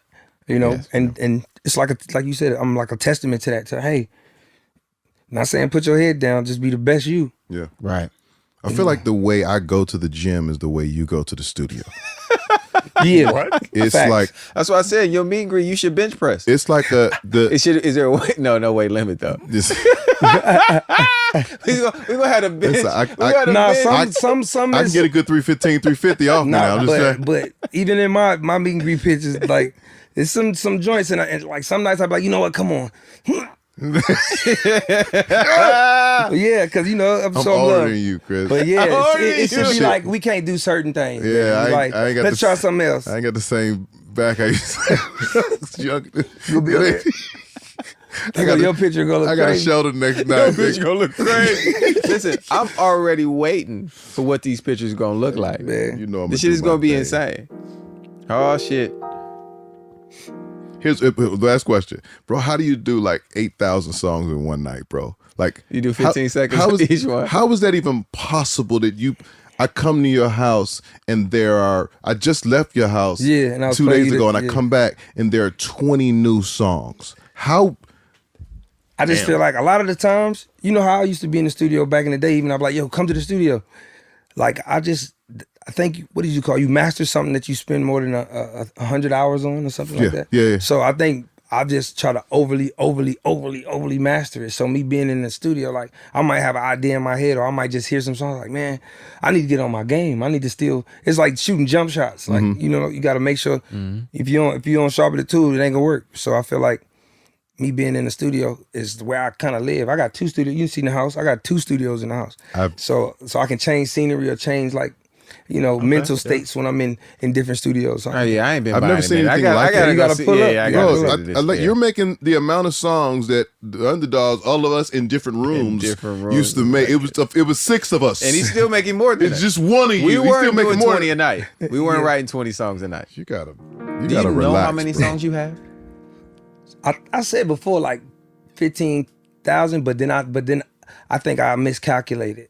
So it's You was on some Will Chamberlain shit. yeah, that was. I think I was thinking of it. I'm like, okay, I got this. 15,000 is a lot of fucking. Yeah, that's a lot of fucking songs. So I'm gonna be realistic, and it's in the 8,000s to 9,000 though.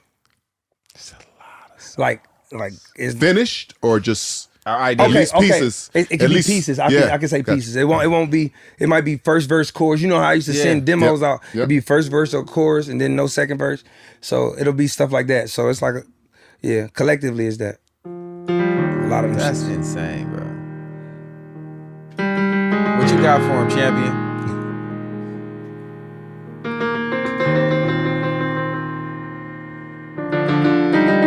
Come on, Comfy T. You see what he got. You see his fit. He comfy. You shout out see him. exclusive game. Yeah. Come on, Comfy T. Turn these towels into an outfit.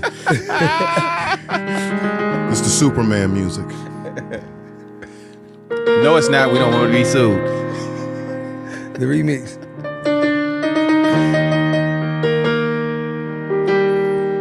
Team Breezy want to know. What they want to know. Talk to us. What we want to know. You've listened to a lot of music in your days, young man. Yeah. Talk to me. And some of this music you've made your favorite. The world wants to know your top 5. Come on, sing that shit, dog. Your top 5. Yeah. Top 5. Your top 5 Yeah. R&B singers. What else? R&B songs. We wanna know. You gotta show. I'm dancing to go. Do they do this every podcast? Nah, I ain't gonna lie. That's fire. Like, I really wanna know. Your top 5. Yes. Right. Now. Top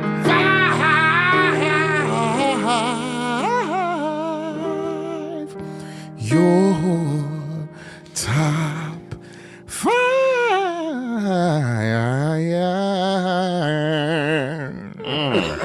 hey, sing it, man. Yeah. See, y'all gonna put me on the spot, Yes, brother. we are. It's so damn hard to pick 5, but look, I'll give you. Now, my shit might change. Come on. In a couple days. Come on. That's all. So top 5 R&B singers, right? Right now, Yeah. today. Oh, you saying today? No. No. I'm saying how you feel today. How you Oh, feel all today. right, cool. Dead or alive. All right. Your world. So this is not biased because my bro in the room. You know, I say it all the time. Tank, Usher, Yes. Brandy, Yeah. Tevin Campbell, Yeah. Hell yeah. and Sam Cooke. Shit. Damn. So that's my top 5 Okay. I can think of right now. Okay. All right. Tevin was really. He's cold. Come on. Tevin, man. listen. I don't know Tomorrow. Tevin. Tomorrow Come on. will bring What else? better you, better me. He was killing grown men. Prodigy. He was a prodigy. He was a prodigy. His range was insane. He was bro. gifted. His range Chest was voice. insane. Oh my God. If we hug Did he die? again, They say he then Speaking of was. chest voice, nigga, how do you still sing that high? I'll get on my nerves. He be giving me songs like, bro, you can sing this one. But, I don't know. I think it's just like the adrenaline when you get on stage. It's like but his talking voice is not. my is not low talking either. voice is raspy. Like I Yeah. gotta. But you're clear on records. Yeah. So I don't know. I've just always. I guess we sing from different parts. When I talk, I don't think I'm Gotcha. talking from the same diaphragm as when I'm singing. Then you sing it. Yeah. So That's I'm fair. I'm pushing the air differently. Yeah. Yeah. So I feel like that's why I'm able to still sound young and still or sound like the old me, but not the super young me, not the 15, but at least my voice hasn't like changed dramatically. No, it's like to it. nigga, you and Ralph Tresvant. Yeah, That's facts. It. Just say this. Nigga, I do not sound Ralph like the young figured Take it out.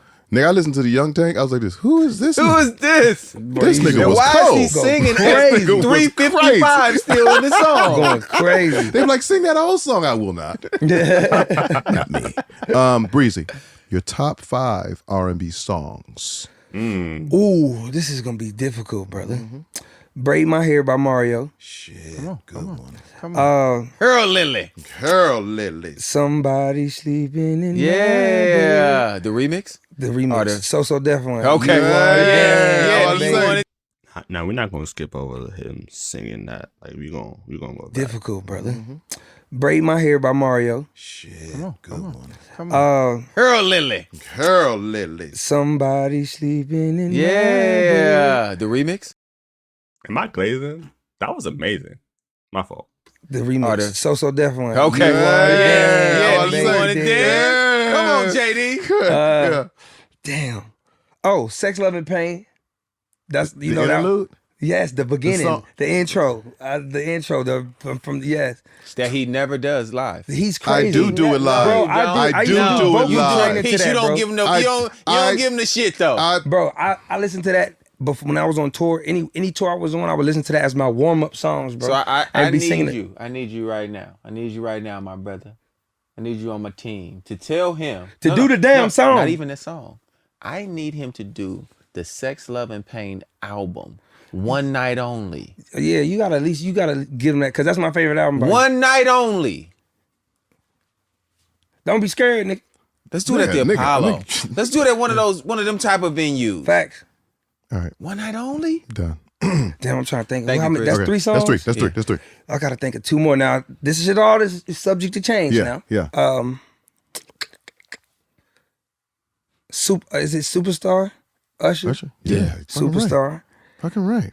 And Candy Rain, So For Real. Yeah. Yeah, so yeah.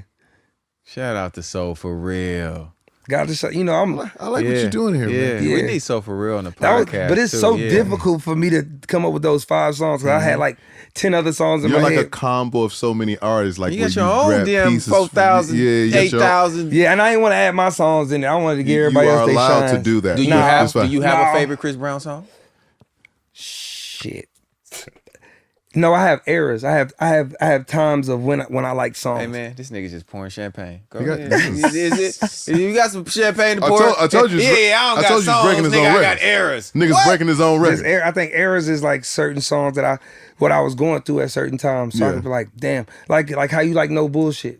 For example, that era of No Bullshit and Deuces, Yeah. those songs, when we did those songs, that was like when I was at my lowest. Like I was like There with you. with the Yeah. back against the wall, like Yeah. no support from the label, no support from the radio. No, they was like, you know what, we ain't fucking with you. Mixtape. You're canceled. Yeah. So Yeah. these songs were mixtape songs that out 10 months before we put them on that album. Yeah. You know what I'm saying? So, and I'm shot the video for like 2,500 each video, the Deuces video and Yeah. the No Bullshit. But it was like being an independent artist and grinding your motherfucking self, being like, you know what, I'm gonna prove them wrong. So I could say those songs would be an error, and then it could be the next songs that I'm doing. So it switches all the time. Yeah. Bro, every time No BS comes on, like that classic start of the song, so good. You know, I feel like I can always go back to different songs and then relive those moments in my head and be like, damn, that happened. That's crazy. And also remind myself, like, damn, I do remember that. You know? Yeah. So All right, Breezy. Let's build your Voltron. You're a super R&B artist. yeah. We want to know who you're going to get the vocal from, the performance style, the styling from, the heart of the artist, the passion of the artist. And since you're a songwriter, who's going to write for that artist? Let's start with the vocal. Who you getting the vocal from for your super R&B artist? The vocal, damn. I'm gonna go with Tevin Campbell. Just as far as the vocal, Yeah. like the range or whatever yeah, I'm going with Tevin. Your voice. His voice was different. His voice was just It cold. wasn't supposed to be like that. No. I gotta check him out. So I'm gonna go voice wise. Yeah. Yeah, between him and Mike. Cause Mike just You gotta pick one. Or you can mix it. What you doing? yes, it's gonna be like a hybrid. It's gonna be Mike and Tevin. Tevin Jackson. Tevin Jackson. Tevin Jackson. Okay. Yeah. Okay. Performance style on stage. Michael Jackson, 100%. I could have guessed that one. Yeah, you should have. Yeah, that was easy. Yeah. Okay. Styling. Who gonna put this shit on? Drip. It's gonna be a hybrid, another hybrid. Okay. It's gonna be like a trifecta hybrid. Michael, me, and Usher. As far as styling, cause Fly nigga. and I gotta say Yeah. Usher in this category because like Oh, that. Because, yo, Michael, he dressed differently in terms of like, back then, like, the way he was dressing was like perfectly normal. But Michael really had it on, though. He really had it on. Like, Chris's swag is different. Like, I mean, I feel like his best of his aura, but he really got that. He really be having it on. And Usher's, I wouldn't even know how that. If someone wants to dress like them, all three of them, I don't even know how that would look like. I don't even know, like, what would that even like, bro? and through his eras from the My Ways to the you know everything he done has been visually like Absolutely. stamped in your head to Yeah. where It's it's impactful. iconic. Yeah, it's Like, iconic. yeah. Yes. You know what I'm saying? Yes, Like- yes. He made niggas wear koofies and shit. Like you remember? Yeah. I sure do. yeah. Like so it's like certain things will always be embedded in style and fragments to me. So it's like Michael was the definition of that. Like Yeah. he could wear wrestling He looking belts. coined it. He coined the thing. Yeah, like being his own icon. I think when we talk about styling, not even to stop you here, but I think you're the first artist that I've ever walked into the dressing room, and there were like The racks. there were racks on racks on racks Yeah. of clothes, and you had no idea what you were going to put on. Like That night. you don't have a uniform where you're like, okay, this is the tour fit, and these are the combinations of the tour fit, and the Yeah. dancers will wear this. I was like, what are you going to wear? He's like, I don't know. I'm about to look through it right now. Like he getting dressed for school. Like he getting like he getting dressed in Neiman Marcus. Let me just grab some out of this motherfucker and put. I've never seen anything like that in my life. So what I've done the last couple of tours, and this tour is gonna be a little different. So we have a set to wear because I don't want to give too much away. I want y'all to come and see Yeah. it. But I'm gonna have changes in the outfits, but the outfits are gonna be more customized. Like a lot of like designers are making specific stuff for me. So it'll be more so it goes along with the actual show of what I'm trying to show, like the Broadway style of what I'm trying to show. But before, like the last tour you were at and the different ones, the stage that I built is you can change your outfit every night. You could be something different because the stage doesn't have Doesn't a lock you certain in. Yeah. it has a freedom about it. Yeah. So we just have a rack of clothes, and long as I can dance in them, and it's not too tight, or the shirts is like, you know, I'm putting on something different every night. I always think of behind the scenes. I'll be thinking about the nigga that has to take All all of- that out and then put on. And he be trying to figure out a way to steal some shit too. Well, yeah, of course. No, he be like, can I have this? No, I'll be like, go ahead, bro, I'm good. That fits me. Let me. Yeah, I for took sure. one of them Nigga coats always comes back with something. and shot a For sure. video. I promise you, that would be me. If I had that job, I'd be like, nah, that's cold. Hey, bro.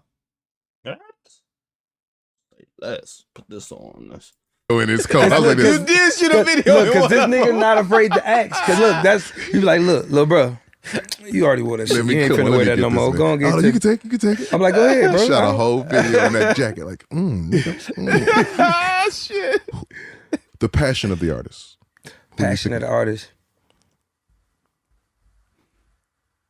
Prince. I would say Prince. It's cold passion. Like, because he can play every fucking instrument, right? And mean it. Man, what? And mean it. And then, you better come get this hit. You better Like- come get this hit. Who says that? That's Like, I would have been like, fuck that. I'm keeping this record. You don't want this record? No. He know his shit is the shit. He threatened that nigga It's with passion. He threatened that nugga with a With a smash. smash. Threatening with this. You should start doing that because you got a gang of hit records. You start telling niggas that you better come get this hit. Get this song, my nigga. Yeah. Who's gonna write for that artist? There's so many damn good writers. Who's gonna write? I couldn't say Phil Collins because it wouldn't be cool. Because Phil Collins is one of my he's one of the dope writers I fuck Of with. all time. Yeah. Why can't Phil Collins write the records? He can't. Hey, yeah, I think Phil could do it, but I would say Quincy Jones. I mean, There's no argument with Quincy Jones. Yeah, I would just say I'm gonna throw you a curveball though. yeah. Who's gonna do the choreography? ooh, Damn. Come on, man. Use a stepper. Use a real deal stepper. You know what? It would have to be a collective because in that dancing shit, it's so many. Come on, People, come on. It's so shout many them out. people who Yeah. made, I'm talking about Fly Styles, Yeah. Ty Yeah. Sams, Yeah. Josh Smith. Yeah. We got Lavelle, is it Lavelle Franklin? Who he taught me Thriller.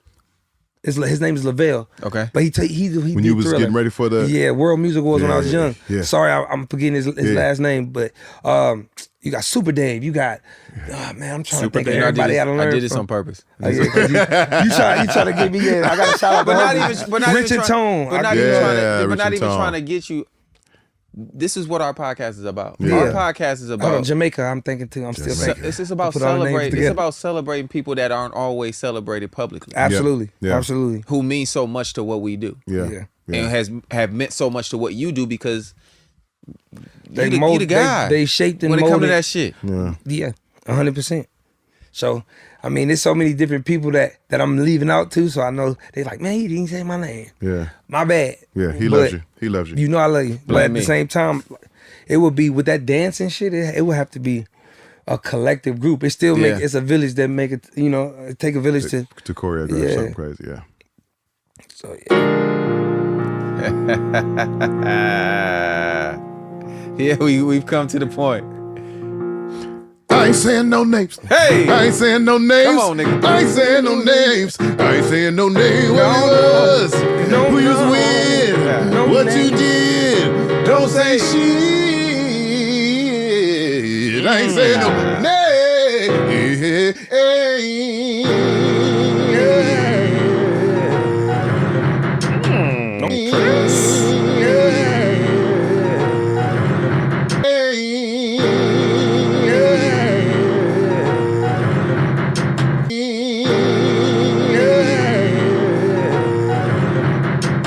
No names. All right, cool. Hold on. He said, I got I started listening. I'm like, yeah. okay, this No, we sound like gotta- I got to say some funny shit. We gotta give exactly. All right, cool. Right now, you are at a very important part of the show. Yeah. It's called I Ain't Saying No Names. Yeah. Where you tell us a story, funny or fucked up, or funny and fucked up. The only rule to the Them game the rules. is you can't say no names. Say no name. All right, cool. Well, I ain't saying no names. Yeah, come on. But Yeah. so there was this artist, Yeah. and this artist wanted to go out to the club with us. Like, so huge artist. So I'm like, all right, cool. Meet me at my crib. We're gonna go to the club. It's nigga night. It's turn up night. It's gonna be another artist in there performing, and that artist song was the #1 song in the country. I'm talking about going crazy. Yeah.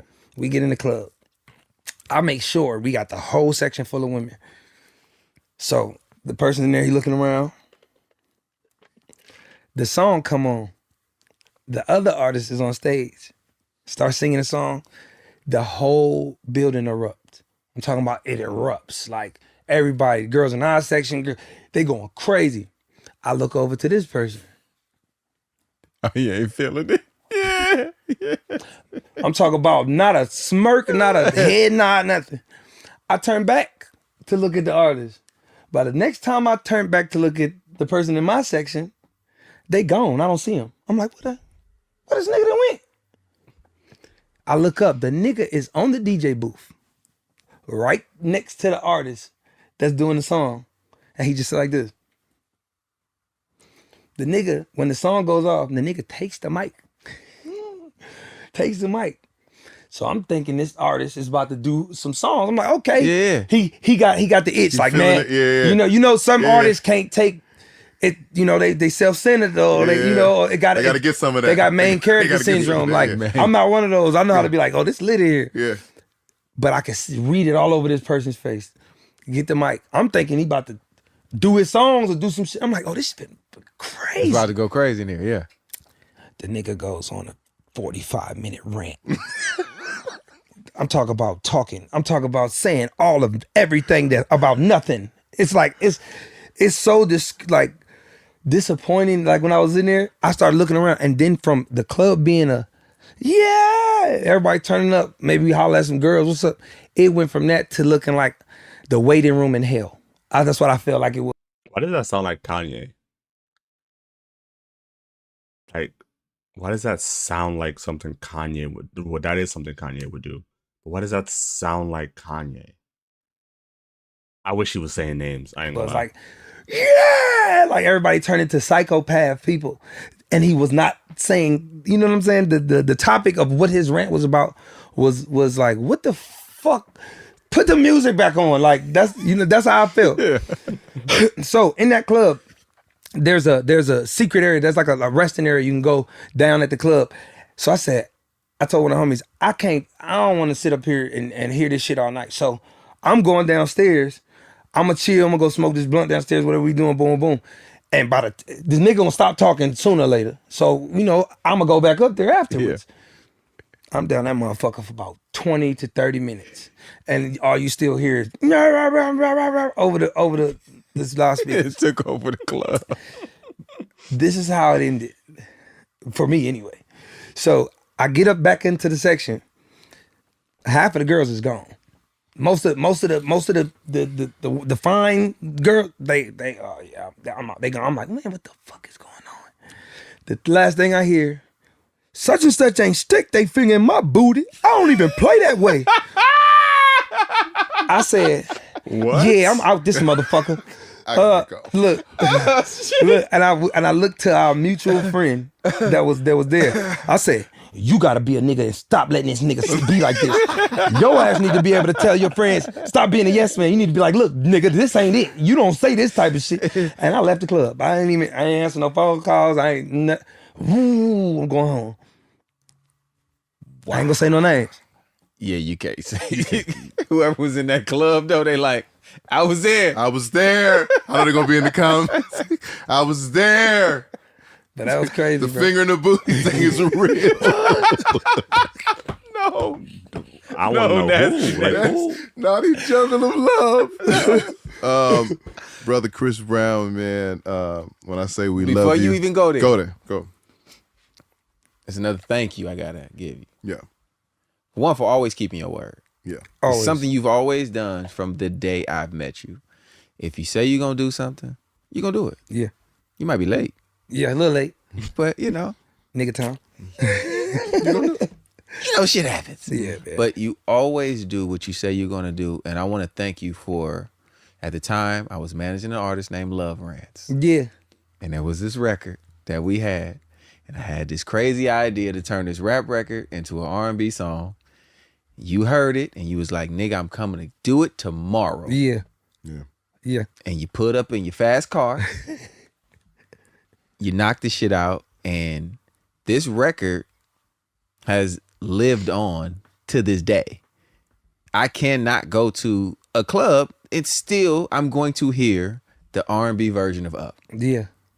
to this day. Yeah. Niggas sending me videos from France, sending me videos from You can play Japan, it anywhere in the world. And it anywhere still in the go up world. right now. And the fact that you, obviously you did that for me because we're brothers, but Yeah. the fact that you were able to help me make this record that came from the Bay Area, my young boys had this song and it was blown up, and you helped them take the record worldwide. Yeah. I just want to say thank you. No, thank you, And I bro. appreciate you for that. No, I appreciate you. You see, I'm bad with thank yous. Like when people thank me, because I'm like, bro, shit, you helped me out in the same token. I look at it like if you would have called and if it was a wax song, we'd be like, oh, like let's try a different record. Let's try the record, right. But it's like you know what a song gonna do, and then at the same time, it's even easier when it's like family. When you got people that's around you that are musically gifted and they do the same thing you do. Yeah. It's not a conversation like, nah, I can't really do it, or nah, I'm here, whatever you need. You know, so Nah, I I appreciate appreciate that, y'all, bro. Real talk. I am upset that this song was on fire, super flames, right? And this nigga wouldn't go nowhere and perform it. Or I was becoming your manager. Yeah, I don't want to hear that shit. He was behind the scenes and it was promoters offering him the bag. yeah. We had some other shit we had to do though, I man. don't hear that shit. Look at us now. Man, fuck all Look at that. us now. You got records now. I know, but look at Oh, We'll us. get into that later. Yeah. Yeah. They be lonely. What the fuck is we doing with that song? Ask him again. I'm just letting y'all know me and this nigga got a record. Ask him again. It's on the way. All right, cool. It's on the way. Just letting y'all know that we got a record. It's on the Oh, my way. goddamn. Thank you again, brother. No, thank you. Listen, brother, to say we love you would be an understatement. Yes. You already know what that means. My brothers, I You know love what I'm y'all saying? too. You already know. We don't play no games about Breezy. You know what I'm saying? And that's in real life.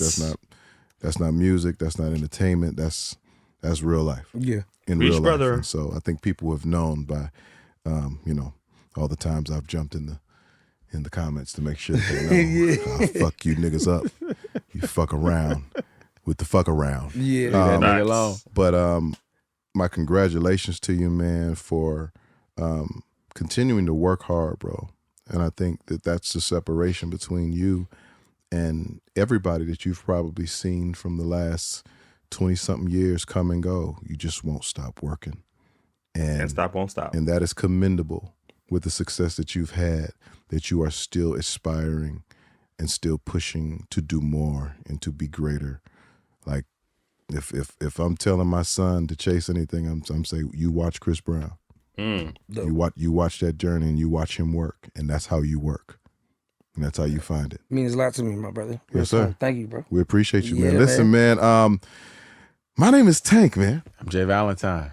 I'm Breezy. And this is the R&B Money Podcast. Yeah. The authority Tell him. on all things R&B. Yeah. Yeah. One of the greatest to ever do it. Chris Brown. Yeah. I love y'all, man. Damn. I ain't gonna lie. I don't think y'all gonna watch this whole video. I don't. I thoroughly enjoyed watching this. I probably wasn't saying a lot because I was just focused, because it was asking questions that other interviewers don't really ask. Because again, they're part of the game. They still to this day, they're still making music. They're still doing things musically. So it's yeah. So definitely shout out to Tank and whatnot, and what's his name? Jay Valentine? I think it's Jay Valentine, right? I keep thinking of Jay Holiday. I don't know why. Thank you for watching. Make sure you like, comment, subscribe. Tune in for the next video.